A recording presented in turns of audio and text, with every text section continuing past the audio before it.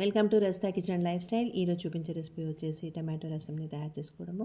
కుక్కర్లో తయారు చేసుకుంటే టైం సేవ్ అవుతుంది అండ్ ఫ్లేవర్ అనేది బాగా వచ్చేస్తుంది అండ్ టేస్టీగా కూడా ఉంటుంది. తయారు చేసుకోవడానికి 1/2 kg వరకు టమాటోస్ని తీసుకొని శుభ్రంగా కడిగి చిన్నపాటి కుక్కర్ని తీసుకొని ఈ విధంగా కట్ చేసుకొని కుక్కర్లో వేసుకోవాలి.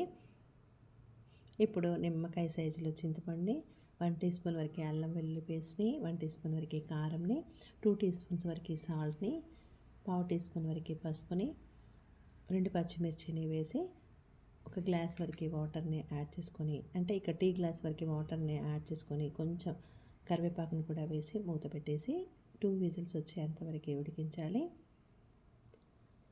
అయితే ఇక్కడ ఆనియన్ ఒకటి పెద్ద సైజులో ఉన్నది తీసుకుంటే సరిపోతుంది. కొంచెం కరివేపాకుని తీసుకోవాలి. ఈలోపు ఆనియన్ని కట్ చేసుకోవచ్చు. ఇప్పుడు స్టీమ్ అంతా పోయిన తర్వాత కుక్కర్ మూతని ఓపెన్ చేసి ఈ టమాటో మిశ్రమాన్ని మెత్తగా ఈ విధంగా నుదుపుకుంటూ తయారు చేసుకోవాలి. వాటర్ అయితే మనకి కావాల్సినంత, అంటే పులుపు ఎక్కువగా తినాలనుకుంటే కొంచెం వాటర్ తక్కువగా వేసుకోవచ్చు. ఇక్కడ నేనైతే 3 గ్లాసెస్ వరకు వాటర్ని వేస్తున్నాను.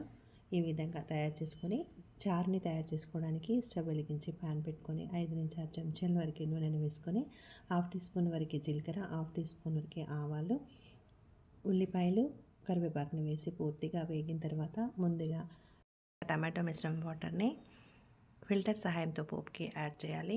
ఈ విధంగా యాడ్ చేయడం వల్ల గింజలు లేకుండా ఉంటాయి. అయితే టమాటోస్ని తీసుకునేటప్పుడు తక్కువ గింజలు ఉండే విధంగా చూసుకోవాలి. ఈ విధంగా గింజలు లేకుండా తీసుకుంటే హెల్తీ పరంగా మంచిది.